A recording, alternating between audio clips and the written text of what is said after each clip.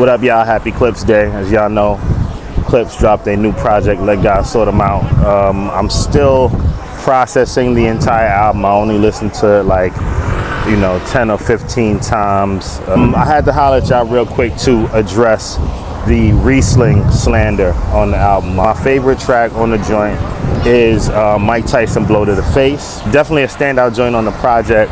It's I feel one of the Pusha T's best verses on the joint. But he has a little Riesling slander on there.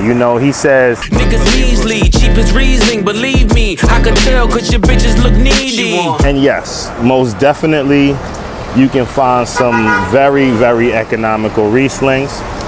However, Riesling shouldn't be considered a cheap wine.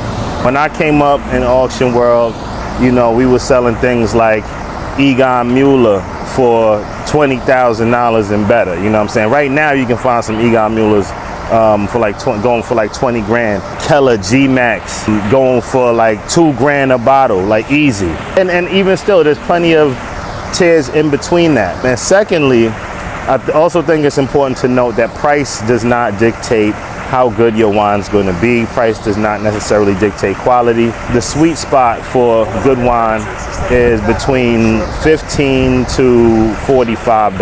That's usually where I find a lot of great value.